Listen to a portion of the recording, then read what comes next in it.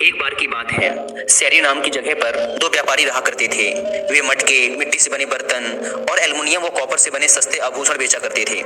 एक बार उन दोनों ने सारे शहर को दो हिस्सों में बांट लिया और यह निर्णय लिया कि दोनों व्यापारी अपने अपने इलाके में अपना सामान बेचने जाएंगे। लेकिन वो इस बात पर भी सहमत हो गई कि जब एक व्यापारी अपने इलाके से सामान बेचकर जा चुका होगा, तब दूसरा व्यापारी उसके इलाके में जाकर अपना सामान बेच सकता था। एक दिन जब उसमें से एक व्यापारी अपने इलाके में सामान बेच रहा था, तब एक गरीब छोटी बच्ची ने उसे देखा। वो अपनी बूढ़ी दादी माँ से तांबे का एक ब्रेसलेट खरीदने की जिद करने लगी। उसकी दादी ने कहा, हम गरीब लोग हैं, हम ब्रेसलेट कैसे खरीद सकते हैं।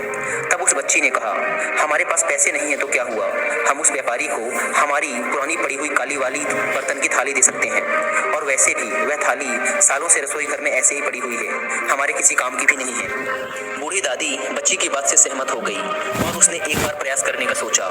इसलिए उन दोनों ने उस व्यापारी को अपने घर के अंदर बुलाया।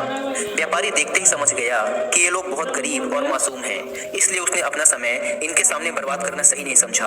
हालांकि उस बूढ़ी औरत ने बहुत प्रयास किया, लेकिन उस व्यापारी ने यह कहते हुए मना कर दिया कि मेरे पास ऐसा कोई भी ब्रेसलेट नहीं है जिसे तुम लोग खरीद सको।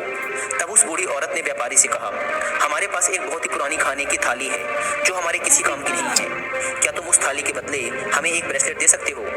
उस व्यापारी ने थाली को अपने हाथों में लिया, वह उसका निरीक्षण करने लगा।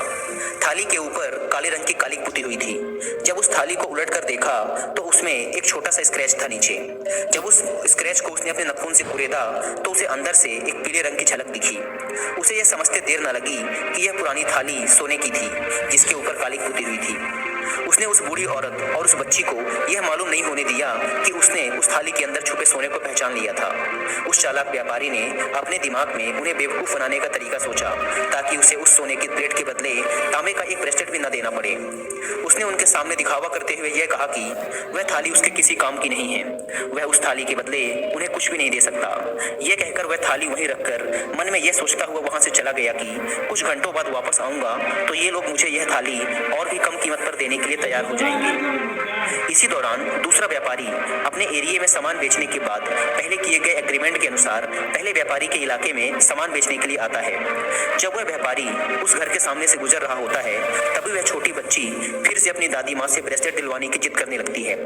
जब वह बूढ़ी औरत इस व्यापारी को देखती है तो सोचती है कि देखने में तो यह भला इंसान लग रहा है, ये पहले व्यापारी के जितना खड़ूस भी नहीं लगता। इसलिए वो उस व्यापारी को घर के अंदर बुलाती है और वह काले रंग की थाली उसे दिखाती है और इसके बदले उससे एक ब्रेसलेट की मांग करती है। जब यह व्यापारी थाली का निरीक्षण कर रहा था तो उसे यह समझते देर न लगी कि इस काले रंग के अंदर यह थाली प्योर सोने की है। वह उस बूढ़ी औरत से कहता है, अगर मैं अपना सारा सामान वो सारे पैसे आपको दे दूं तब भी मैं इस थाली की पूरी कीमत नहीं चुका पाऊंगा। यह सुनकर बूढ़ी औरत चौंक जाती है, पर क्योंकि अब तक वह समझ चुकी होती है कि यह एक ईमानदार और अच्छा इंसान है, इसलिए वो उस व्यापारी से कहती है, तुम इस थाली के बदले जो कुछ भी मुझे दोगे मैं उसे खुशी खुशी ले लूंगी। व्यापारी बूढ़ी औरत से कहता है, मैं अपने सारे मटके, सारे गहने, वो अपने सारे पैसे आपको दे सकता हूँ यदि आप मुझे 8 सिक्के, मेरी तौलने वाली तराजू और इस प्लेट को रखने के लिए यह थैला मुझे अपने पास रखने की इजाजत दे दो। बूढ़ी औरत राजी हो जाती है और वो दोनों आपस में खुशी खुशी व्यापार कर लेते हैं। उसके बाद वह व्यापारी उस थाली को लेकर नदी की ओर चल पड़ता है और नाव चलाने वाले को 8 सिक्के देकर नदी पार कराने के लिए कहता है। इस घटना के कुछ देर बाद वह लालची व्यापारी अपने मन में एक बड़े फायदे के बारे में सोचता हुआ उस बूढ़ी औरत के पास वापस पहुंचता है और उनसे कहता है कि अब उसने अपना मन बदल लिया है।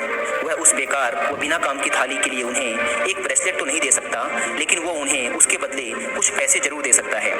तब उस बूढ़ी औरत ने बड़े शांत शब्दों में उस ईमानदार व्यापारी के साथ हुई उसकी घटना के बारे में बताया कि कैसे उस व्यापारी ने उस बेकार व बिना काम की प्लेट के बदले उन्हें बहुत सारा धन दिया है।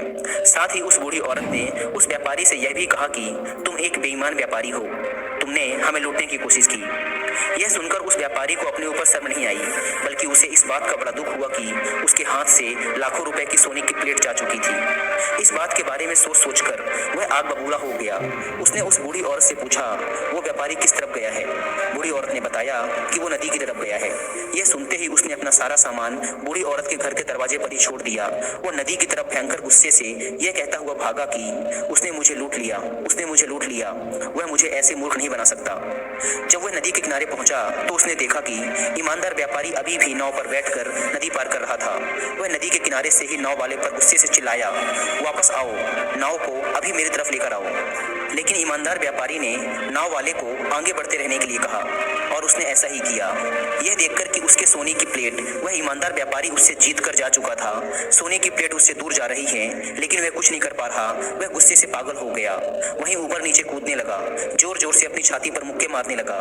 वह गुस्से में इतनी तेजी से मुक्के मार रहा था कि अचानक उसे जोर की खांसी आई जिसमें खून था। यह देखकर वह घबरा गया। उसे हार्ट अटैक आ चुका था और वहीं उसी क्षण उसकी मौत हो गई। तो दोस्तों, इस कहानी से हमने सीखा कि ईमानदारी ही सबसे अच्छी नीति है।